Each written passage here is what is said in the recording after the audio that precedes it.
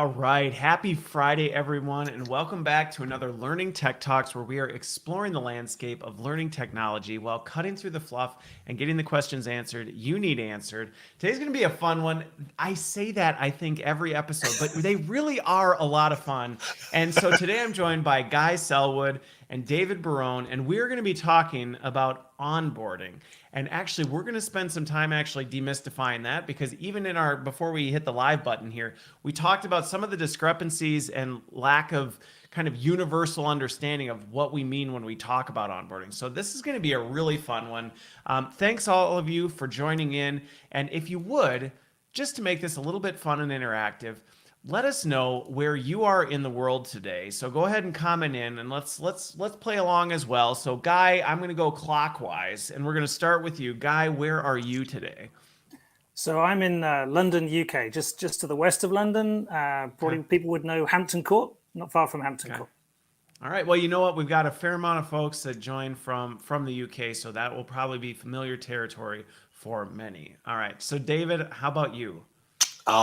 West, outside of Philly, the west side, actually very close to the Delaware state line. Not everyone knows, like, the state of Delaware is actually almost a suburb of Philly, but that's where I'm at. It's about the size of a suburb of Philly as well. So, oh wait, no, I might be getting my states wrong. Yeah, I'm getting my states wrong. Never mind. Anyway. You're thinking Rhode Island. You're thinking Rhode Island. I'm thinking Rhode Island. I know. Yes, here's my geography. Delaware could beat up Rhode Island, I think. Delaware is like the big brother that, yes, could totally beat up Rhode Island. Okay. Yes. Awesome. Well, and I'm in Milwaukee, Waukesha specifically here, western suburb, as always. So let's also then, let's have a little bit of fun. Let's have a little bit of fun into this one. And I'm going to reverse the order, but everybody, you can play along as well. So David, if I made you sing karaoke, and by the way, do you say karaoke or karaoke? Because this is a polarizing topic. Oh, it's karaoke. Karaoke. All right. All right. And what song would you pick? Well, I guess, as you know, I have a bunch of kids and I'm about 2 or 3 years behind them. So when I start playing a song, they're like, yeah, that song's so old. But lately I've been playing Saturday Sun by Vance Joy. So that's kind of a, my kids were playing it and I kind of just caught up. Oh, it's Saturday Sun. Yeah. I wasn't going to make you sing it, but well, I wanted to beat you to it. I wanted to beat you to it. All right. Yeah. Well, I guess it's better to get in front of it than to have me just call you out on it. Okay. That's exactly. What's funny is bringing up the kids thing. So, we both joke about the fact we've both got like loads of kids and it's just chaos. But I listen to music all the time, and my kids have actually gotten so used to it that they just think that is normal, for them. So they're listening to like 70s classic rock and Linkin Park and this, and they're just like, that's, daddy's music, which is theirs now. So teaching them the good stuff. Well, my kids say, do I put on the dad's playlist? So they'll play like some kind of like 80s kind of soft punk kind of new wave stuff. So they've I've embedded it in their brains over the years. It's pretty fun. There you go. Well, good things to embed with them. All right. So how about you, Guy? If I were to make you sing, what would you sing for us? Well, I can tell you from experience that I was in a karaoke bar one time, and I went up and I said, yeah, I'm going to sing Angels by Robbie Williams. And the reason I said I'd do this is because I thought it was really simple. I thought it was like 2 lines to the song. And I remember getting up there and about 20 seconds in, I don't remember this bit. Where did this bit come from? like this is way more complicated than I think. So more recently, talking of kids, my youngest is a singer, dancer, actor, whatever, and she's got a little karaoke machine, and she fed me a few porn star martinis, and we ended up singing some Stevie Wonder. That's good karaoke territory in my experience. Okay. Yeah. Okay. So for both of you, does it take a little liquid courage to get into that, or could we just literally put you on stage and you would just go with it? I got to drink a little bit of personality before I get up there. A little bit of personality. Okay. All right. So for mine, I used to. I don't anymore, mainly because I don't have time to go do this kind of stuff. But with a little bit of personality, I'll do it. And I actually used to keep.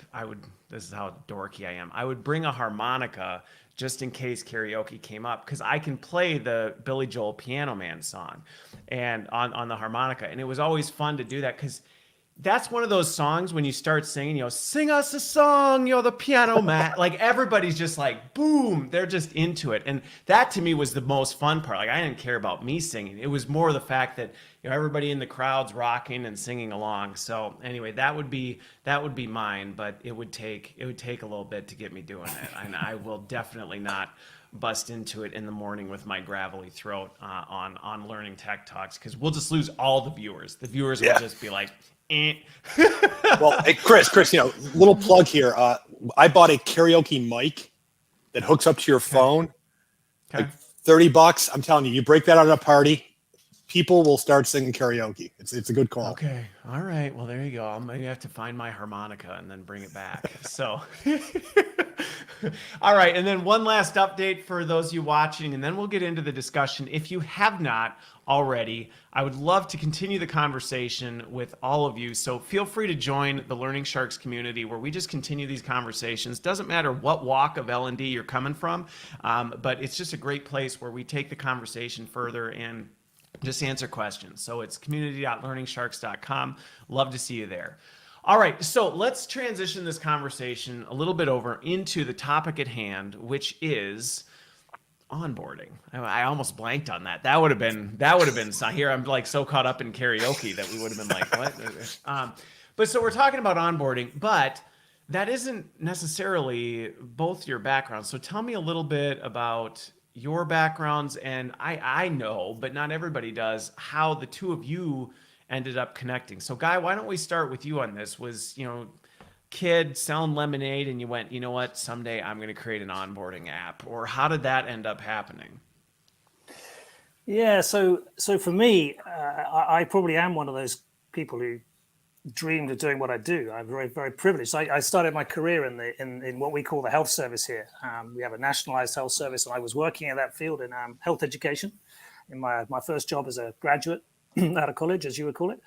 And I went on a leadership development program for 2 weeks, and we did all sorts of things. And I just loved it. I just thought, this is the business. And then probably about 3 or 4 years later, I got chatting to some guys I played five-a-side football with, and they ran a small consulting firm.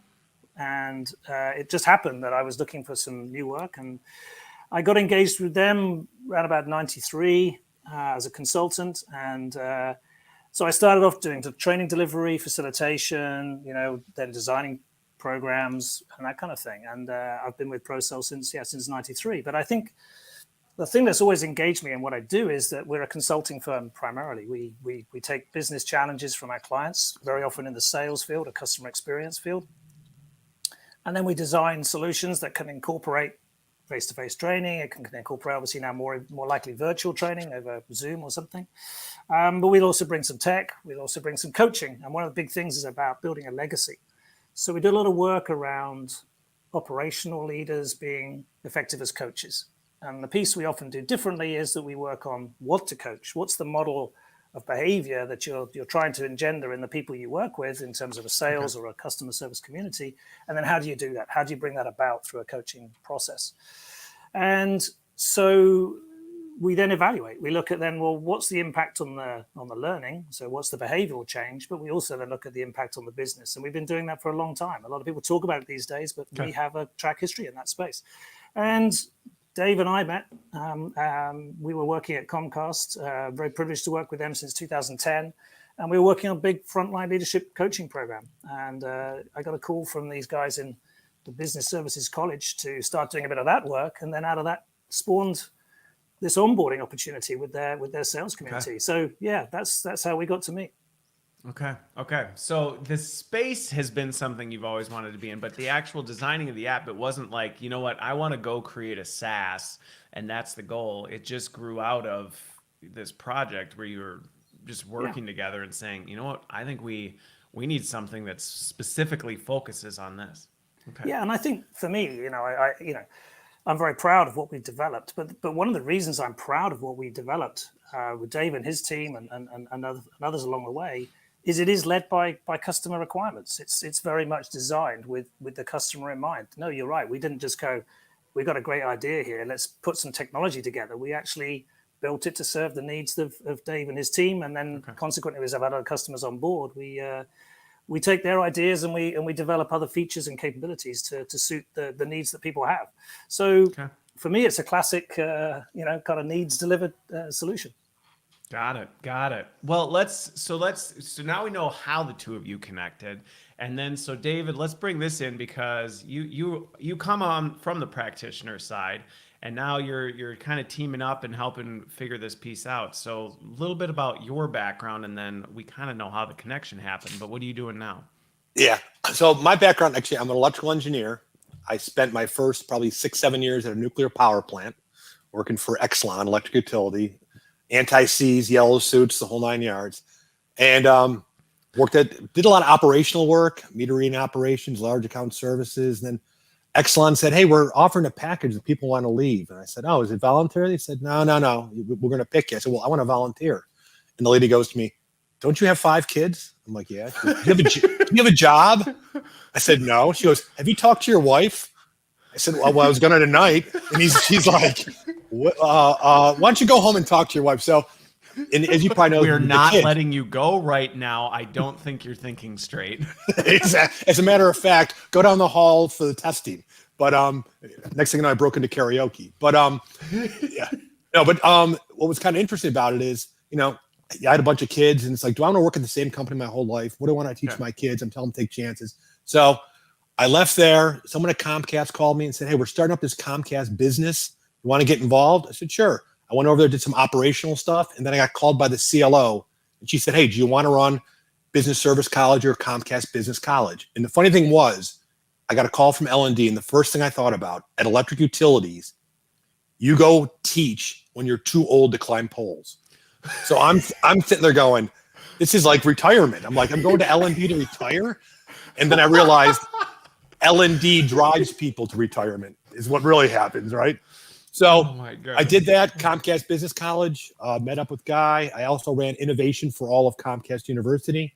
Left there late last year, and I've been doing some consulting. Most recently, I've been helping Josh Burson do a couple things. So, I mean, just looking for the next adventure.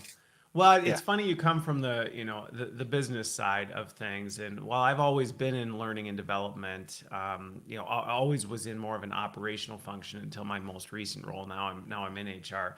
But yeah, it's just a different perspective that you bring to it. So the story made me laugh though, because I'm just picturing you thinking like, the old racehorse where you're like, wow, you're just telling me it's time for me to retire, I guess. If you're like, yeah, you're doing great, but why don't you come over to L&D and teach the new kids? How's that sound to you? Well, it's funny. Maybe it's my engineer background, but someone's like, "Oh, L&D, you're in HR," and I'm always like, "No, I'm not in HR. I'm L&D because I'm not an HR person, So I'm an L&D technologist, I guess, or architect, if you want to call it." All right. Well, so I'm going to try something new because based on some of the feedback I got from some of my community members, they said, it'd be great if there was a specific section where you just spent a few minutes showing the product. Because I think for a lot of people, they hear these conversations, they go, I get it. Conceptually, it makes sense. But what does that look like? So we're not going to sit and go deep into a hardcore demo or anything like that. But now we've talked about, so there was this problem that you were both mulling around going, man, we need to do something about it. Now that's translated over into a technical solution. So let's just I need to come up with a clever name for it, but I'm trying to remember what the person in the community said. I think they said like lightning demo or something really lightning catchy. Round, maybe lightning round. Lightning round. Like we'll come up with something real fun. I don't have a cool one for it. You need some noise background, like a lightning. Another video that I can queue up midstream that just kind of like boom comes in and does it. But anyway, enough about that, or we'll just get distracted with that. But let's talk about this because we talked about this pain point and before we do, I think one of the big things that we can talk about is, and let me flip back to this. See, I told you this was going to happen. But we really want to You get all excited. I know, I did. But the thing we really want to distinguish between this is, I think a lot of times when people think onboarding, they're thinking orientation. A lot of times people hear onboarding, they think of that first day or first couple days where you come make people sit in a room and you make them fill out an I-9 and maybe you go through some of the corporate values or some of the general things, paperwork, get them signed up for benefits, and then you kind of like shoo them out the door and say, all right, good job, good luck, bye, welcome to the company.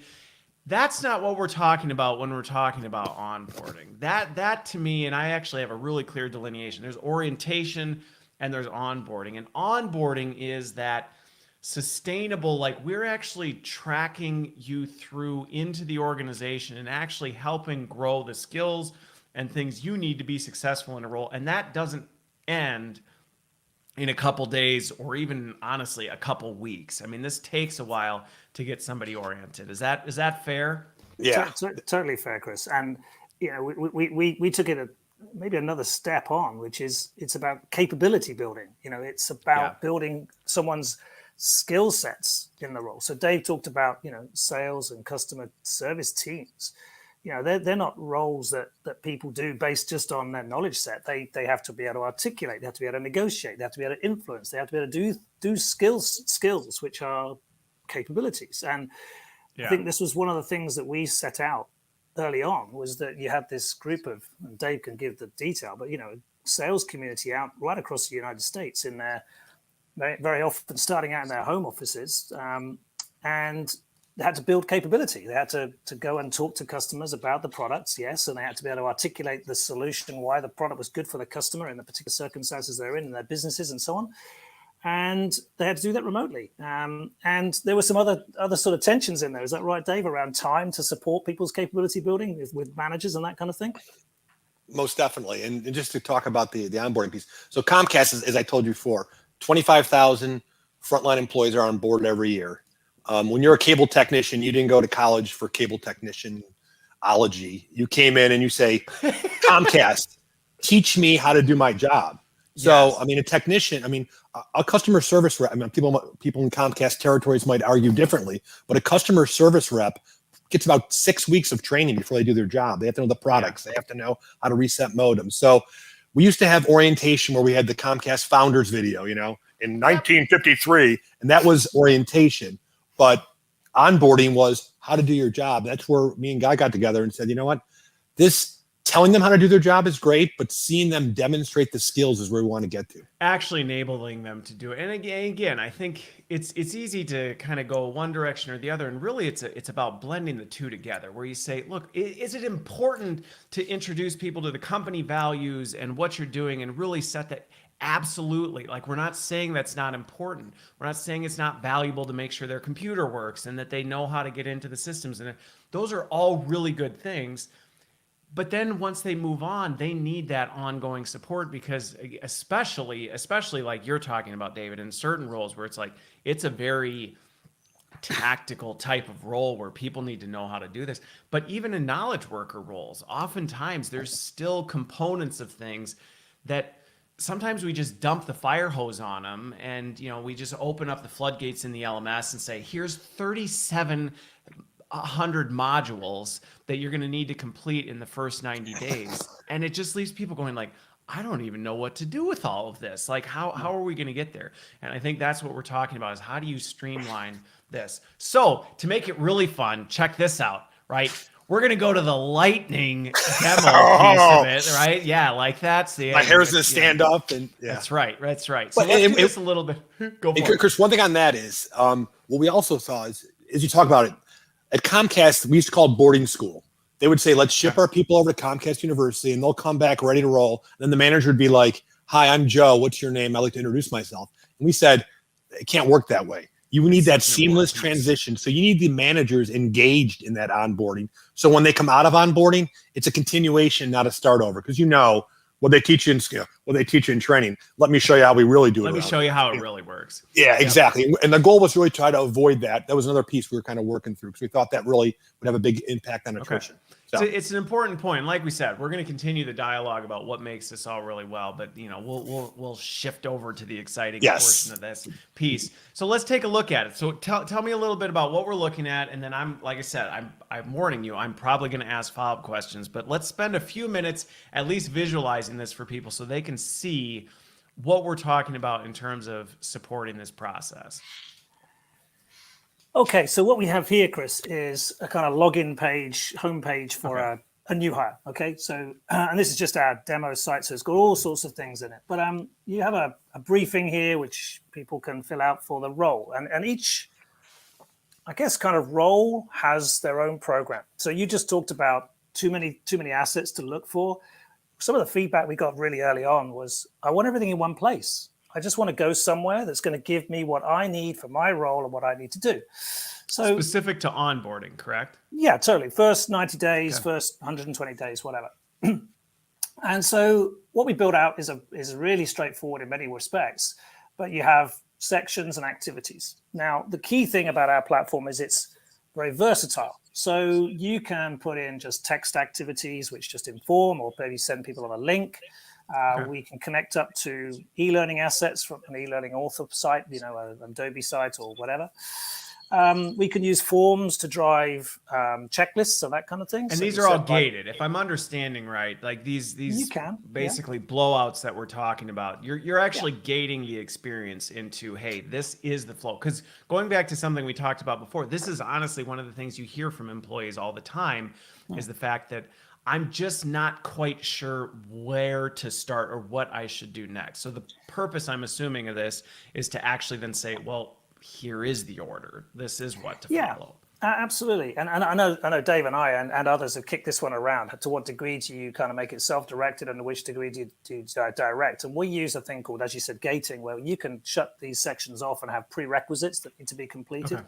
And certainly in the first iteration we built, they had to complete their first week, and that had to be signed off by their manager. So this is the participant view.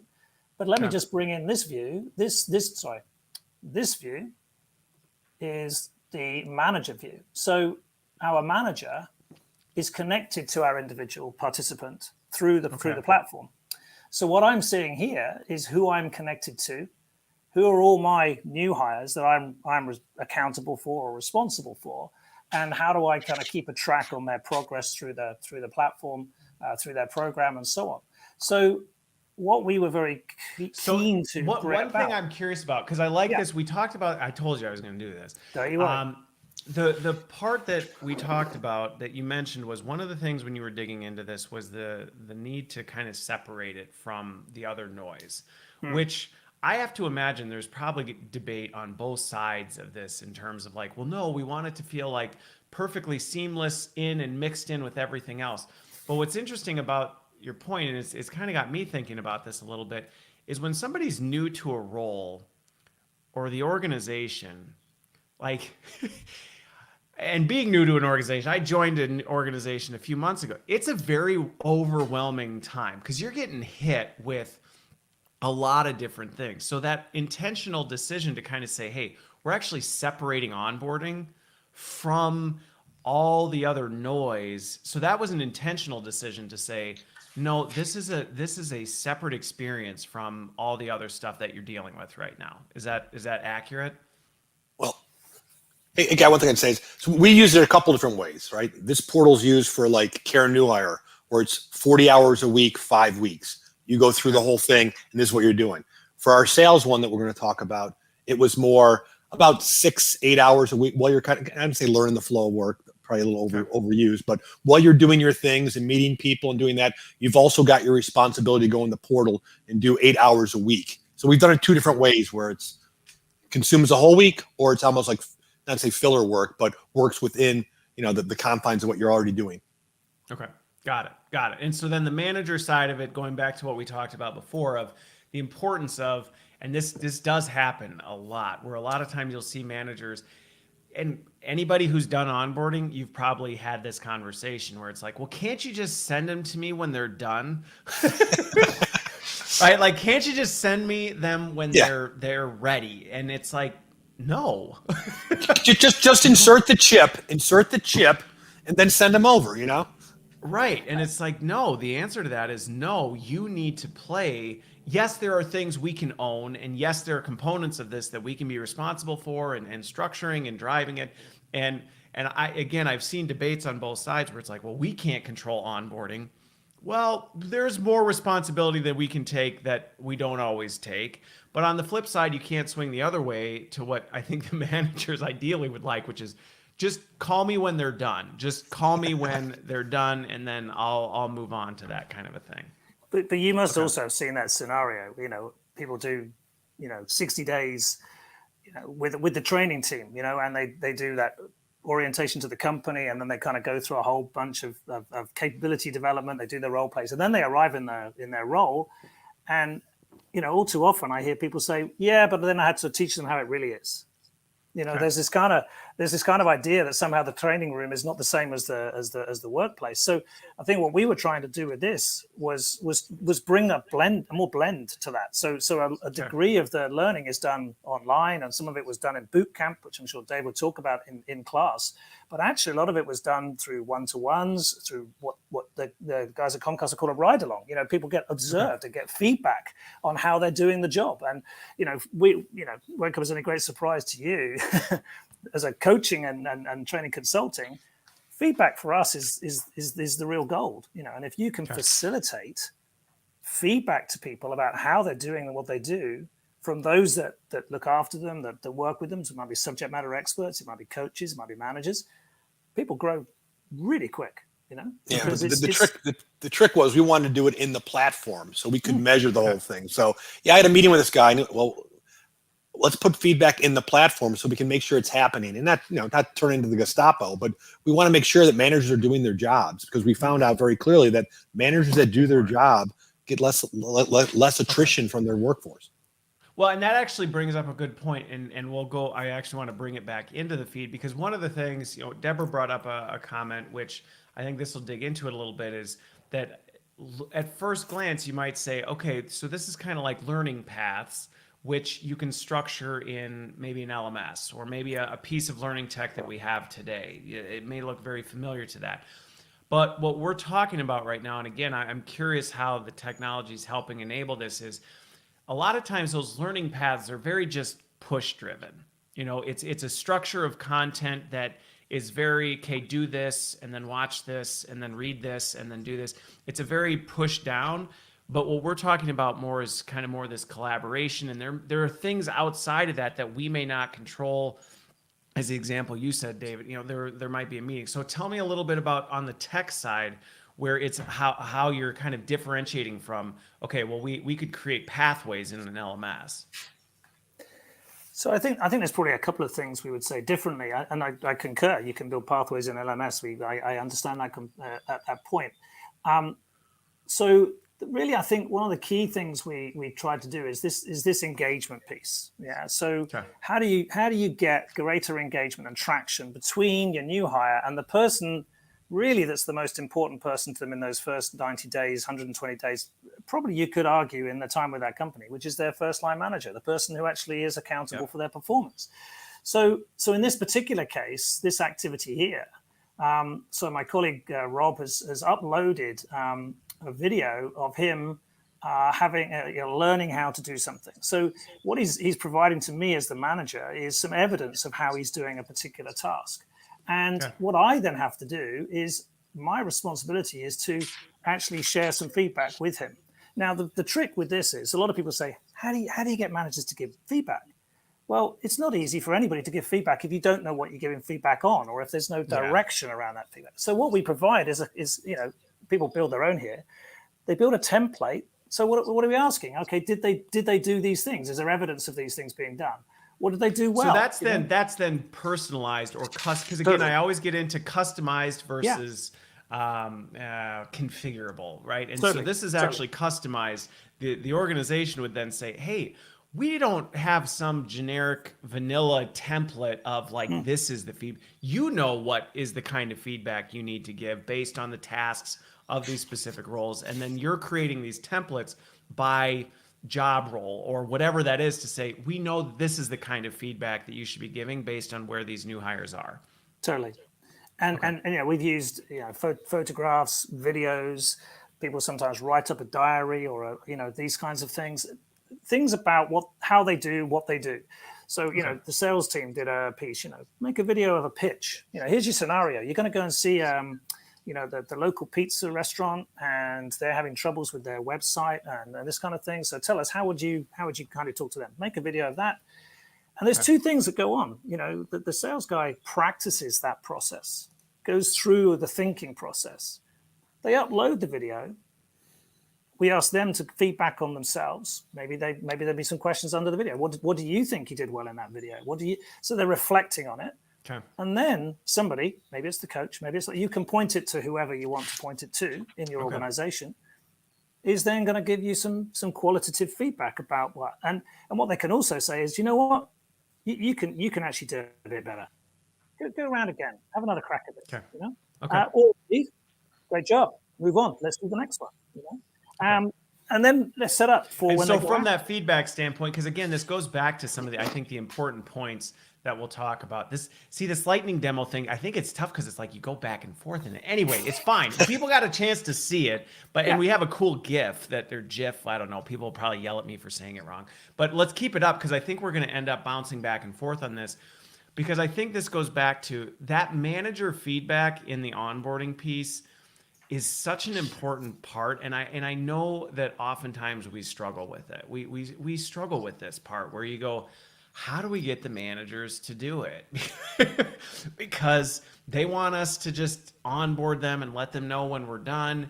We need them to do it, and if we do it all, then how do we do this? And so my understanding is you can do a blend, and I think that's a really healthy piece of, okay, we can coach and develop on this so that we can help, because there's nothing worse than you finally get that salesperson to record the video of their pitch. They do it, never hear anything. Like radio that silence. Just, right? I mean, that just kills it for me. Hey, we have this great coaching program where you just upload this and then you put it there and you'll get great feedback. And you finally get the people who are like, okay, I'll do it. And then nothing happens. They're never going to do it again. Chris, a little about that, and not to go down a rabbit hole, but I mean, what we found out originally when we built this, we put together, we call it the naughty report, you know, red, yellow, green, who's doing, who's not. You ship it out to all the managers, and half of them ignored, half of them jump on it. But we also, eventually what we did is we created a Tableau dashboard. Actually, when you create a portal, it automatically uploads the dashboard.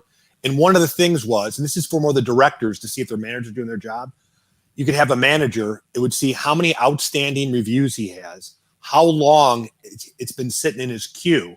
So very quickly, the reality is L&D can't get people to do a lot of things, but those managers and directors can. So we learned real quick that we need accurate dashboards to help people manage their direct reports to make them do their job. Because to your point, if they're not going to do it, it's very deflating for the learner. Okay. One other thing about feedback, Guy, we used it for our care class. It was kind of neat. So our customer care class, they go out and they take phone calls. They listen to phone calls for 4 hours. And then in the afternoon, they actually take phone calls for 4 hours. And that person they worked with was their peer, and they're part of the portal. So what happened is after they did their 4 hours, the peer would give them feedback in the portal. Now they could have gave it to them verbally, but you know how the verbal goes. You're doing great. You did fine. So they can give them real descriptive feedback in the portal. We brought people back into the room after that. We couldn't teach. You know why? Because everyone was hitting refresh on the portal because they were just dying to see what that peer is going to tell them about how they did. Literally, we're like, hey guys, they got like an hour, half hour to put it in, just relax. Everyone's just hitting refresh, because they want to hear what their peers are thinking about what they're doing. Well, and you know what's interesting feedback. about feedback, I think this is one of the things that's, and I liked what you showed, Guy, about the ability to customize that, because a lot of times we tell people the importance of feedback, but kind of like saying onboarding, a lot of times people don't really know what that means. And they're like, so we are encouraging people. We're saying, give your new hires feedback. Make sure you give them feedback. Feedback is a get blah, blah, blah. And they're kind of like, you're doing great. Like that's the one. Good job. Good job. Yeah. And they don't know what to say. Because what do you say? Terrible job. You're the worst hire. You were a mistake. Like, okay, it's either that or great job, thumbs up. But that's not actionable for somebody to do something with. And again, providing that ability to say, we know these are the kinds of things. So I'm assuming those templates, then you can customize those by audience type. So you can say, we know people in this role are going to be doing this type of task. And as a result of that, this is the kind of feedback that you should be giving them so that you you're kind of helping them understand how to give feedback. And I would say people don't, they do struggle with that. They struggle with knowing how to do it. And if you do it well, a lot of times people are like, people don't want to hear feedback. They don't want to hear bad feedback. And I don't mean bad like negative. Like they don't want to just hear the generic, great job, chap. Like keep it up. Like, okay. Or unactionable. The word is probably unactionable. Exactly. They don't want unactionable feedback. They don't want to hear about, they walk out and going, so what am I doing differently now? I have no idea. He said, do this, this, and this. Now I'm totally confused and probably annoyed. Right. Yep. Okay. All right. Shift gears again. Is there anything else while we're kind of like semi-lightning? Because there's a bunch of things I want to dive into, but I also want to, if there's anything else you want to pull up. I think the other piece I would love to bring in, I think your point about feedback is spot on, about people not sure how to do it, and therefore they say people don't like it. Well, as you rightly say, if it's badly delivered, badly structured, not actionable, that's the challenge. So we're helping to make feedback easy for people. And if you look at the stats that Dave was talking about, some of these leaders back in the Comcast organization are giving, 4, 5, 6 people a day, activity feedback, and some of them have done 2,000-3,000 over a couple of years, So don't tell me you can't get managers engaged. They are absolutely in there. But I think I've lost my train of thought now. What was I going to say? Jeeps. Oh yeah, sing some Stevie Wonders. No, he's got it. I'm back in the room. Okay, was this capability building through feedback and the evidence? The engineering community got hold of this quite soon after Dave's project, and they really embraced it. And what happened for them? And I love this story, right? So they started out. If you want to go from a Tech 1, like you do certain jobs, to a Tech 2, to a Tech 3, whatever. You take an exam, okay? It's normal practice. You say, I'm ready, I'll take the exam. And it was a written exam. And they replaced that. They used the onboard platform to set out a succession process. So you want to be a Tech 2, what you now do is you prove capability of all the things that are required of a Tech 2. And when you've done that, you're eligible for a Tech 2. Doesn't mean you're automatically a Tech 2. You probably still have to have an interview or something. But, anyway, they moved we've built the capability. We have the... Yeah. They go down to South Florida, and they talk to the engineers in South Florida. Those guys stood up and gave them a standing ovation. You know why? Because English for them was a second language, and when it came to an exam, they were not confident. That doesn't mean they weren't great engineers, but they were less confident in answering questions in a written paper. You ask them to take photographs, make videos, all that kind of stuff to show their capability, they'll do that all day long. And so in terms of making opportunity available to people, particularly in those kind of roles where it's very much a kind of a physical skill-based role. Yep. It was, I just thought it was fabulous, that this gives a whole group of people an opportunity to really demonstrate just how good they are, Well, and I think that goes to this measurement topic. I mean, we can kind of talk about this one a little bit too, because what we're talking about, and I'm a huge advocate of this in pretty much anywhere, is moving away from this. Not that you move away, because it's still an important piece, but we're over-indexed on education, which is what you're talking about. Like, let's tell people how to do it. Let's fill their heads with the information, and then we'll test to see, do they know it? And there's a difference between doing that and saying, well, just because you know it does not mean you know how to do it. And I think that's just such an important point. You hear all this talk about upskilling and reskilling, and that's just it. A lot of times the approaches to upskilling are, well, let's educate people on it. And that's not solving the problem, because that doesn't necessarily translate to do it. But I love the example you gave of, well, passing a test may not be the best. I mean, I can think of a million people who are like, I'm terrible at tests. Like, this is not good for me. I know what to do. I could show you. I could walk you through it. Heck, I could be, the old racehorse and come be the teacher and teach other people how to, like, I'm that good at it. But ask me to articulate this in written form, I just can't. It's not my strength. And I think what you're talking about here is saying, well, let's actually build an experience pathway to show it, to get feedback, to do this along the way so that I can actually demonstrate the skills that I have. Yeah, exactly. We actually changed our L&D build methodology after the portal came out. because we started getting into this mantra of learn, practice, demonstrate.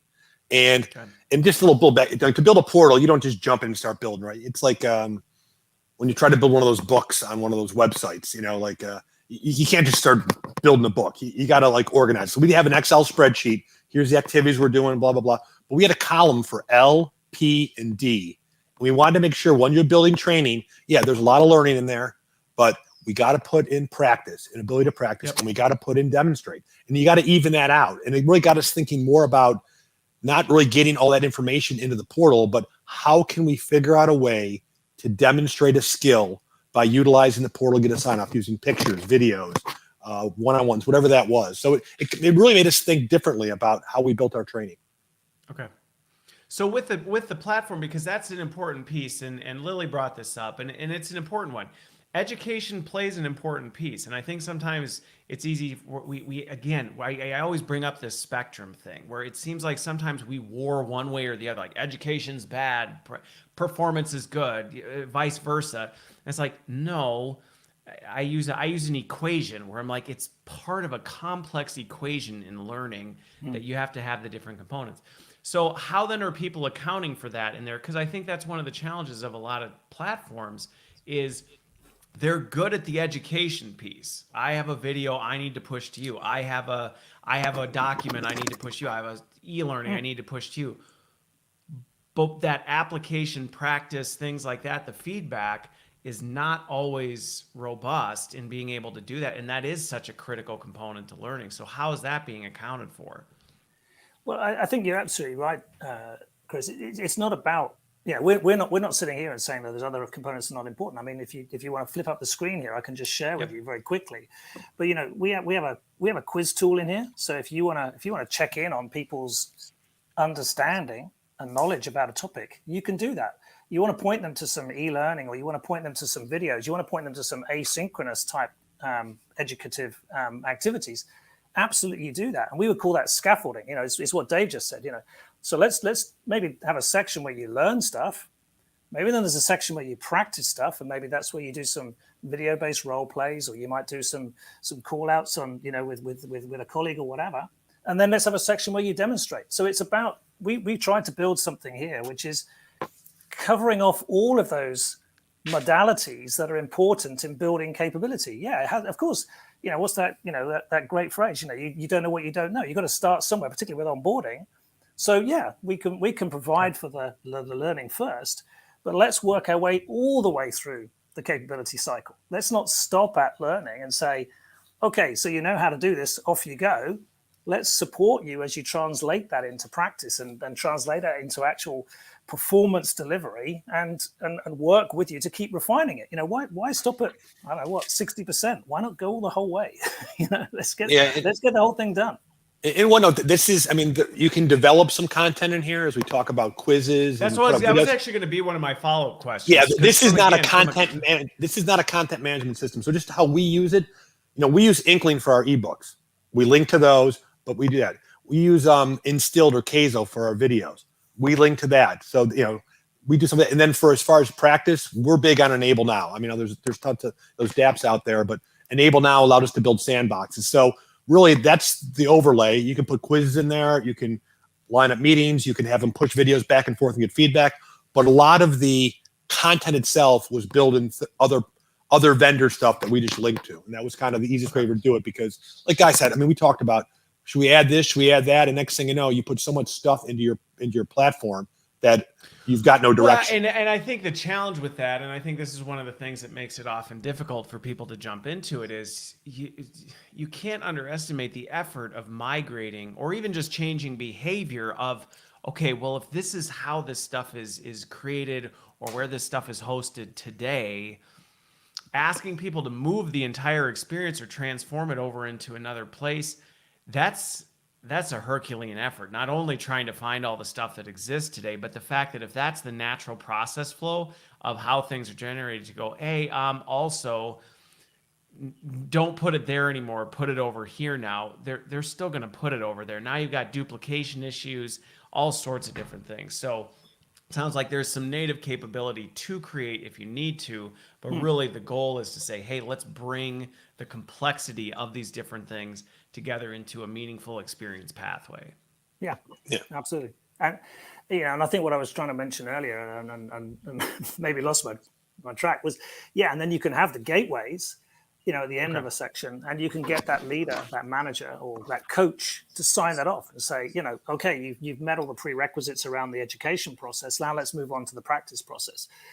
We can verify you've done certain things and open it up. And certainly the early iterations, it was almost on a timed basis. So your first week, these are the things you need to kind of get done. We'll diary manage for you in that first week of, get this stuff done. At the end of the first week, you should know X, Y, Z. Second week, this is what you do. Third week, this is what you do. Fourth week, we consolidate. And now let's move out to a much more flexible approach because you've done all that prerequisite. Some of it will have been online. Some of it will have been in the workplace. Some of it might have been in a training classroom. But let's work with you to help you out in that first few weeks and guide you to a level of competence. And I think that point about, is it about competence or is it about performance? Well, in my experience, part of belonging, part of that process of actually becoming part of a business is believing that you're contributing, that actually you're doing your part, you're pulling your weight. And I've met very few people in my consulting career who don't want to do a good job. No, I agree with you on that. 99% of people want to do a good job. It's such an important piece with this. And I think this is where the point about using this to help build confidence in your capability as a contributor to the organization is such a huge factor, because to your point, I mean, are there people out there who would be just happy to sit and be like, great, nobody cares I'm here, like I'm just going to enjoy it? But that's not the norm. I mean, they exist, so we can't say, oh, that never happens. Sure it does. But that's the minority. The majority of people really, I mean, there's nothing worse, at least from my experience, there is nothing worse than being new to a company and going, I don't know if I'm doing what I'm supposed to be doing. I don't know if what I'm doing is good or bad. Like, I really want, you obviously chose to come join this company for a reason. You desire to perform well. Making sure that you give people opportunity to demonstrate and show that success, that's an engagement strategy right there. That's a retention strategy, because what can happen, and again, we talked about this before we came live. I mean, there are so many meaty metrics that you can easily tap into when it comes to onboarding and things like this, so that you can kind of say, hey, we're losing people because they don't feel that they're contributing, and they're like, I don't know, I thought this was going to be a great place I could come to and I could do this stuff, and it just doesn't really feel like I'm there. Yeah, and the stats are off the charts on that stuff. I'm sure you've seen them yourself, Chris. There's plenty of research out there. But there was a piece of work done by SHRM, their Society of Human Resource Management. 80% of people, in this research, it's going back a few years, 2011, but they said, 80% of people quit their jobs through lack of appreciation for what they're doing. Yep. They don't. They're not even getting the pat on the back. Maybe that encouragement you talked about, let alone some input to what they're doing, or interest in what they're doing. And that's really key. And you talked earlier about the difference between orientation and onboarding, and I was thinking, it's like you arrive at someone's house and someone takes you in the front door and they say, oh yeah, here's our living room, and here's our kitchen, and here's our bathroom. I'll see you later. That's orientation, isn't it? As opposed to, hey, come on in.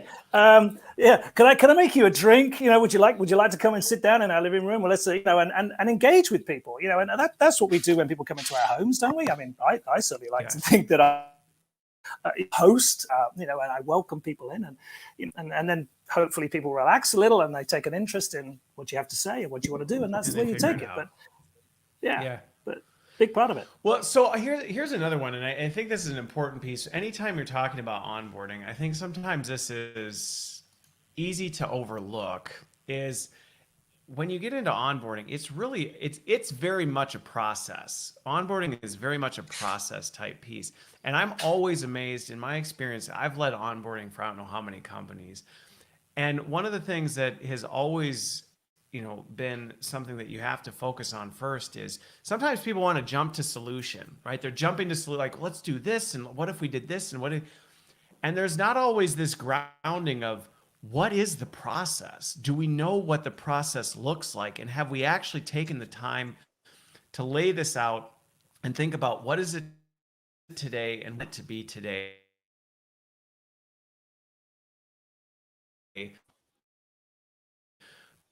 New ideas to be able to do that. So let's talk a little bit there on that. Because is that part? I mean, so when you partner with an organization, let me reframe it this way. If you're working with somebody on this and they're saying, you know what, we really need to do more with onboarding. We got to figure this out. Not everybody's going to say, I have these nice 6 pathways and I know week 1 we do this and week 2 we do this and things like that. So how do you help organizations get through that? Because for some folks, that would be like, I just don't even know where to start. You want to go with this one? I'll tell you what. Yeah, this was actually one of the visions I had when I saw this portal. So at Comcast, I'll be honest with you, it's like, what, ready, aim, fire, whatever it is, out of order is what we do over Ready, there. fire, aim. And ready, fire, aim. And, do you have the processes? Are they documented? And we stopped asking that question because we kind of knew the answer. But in some cases, like there was a sales methodology you could teach to explain the products. But when it came to like order management or something, what we found out is instead of trying to build the process into the portal and teach them on it, which a lot of times by the time we rolled it out, it was obsolete. Our trainers didn't know much about it. We might build an activity that says, you get a SME assigned to you, you sit next to him and have him show you the process to create an order, cancel an order, and upgrade an order. And then you don't have to put all the steps in there. You rely on a SME to do it. Now the people can argue, well, how about he's not doing it right? How about how about the SME doesn't know how to do it? Well, guess what? If you train it right and he sits next to that SME, they're going to learn the wrong way anyways. But we would use the portal just to help document that was happening.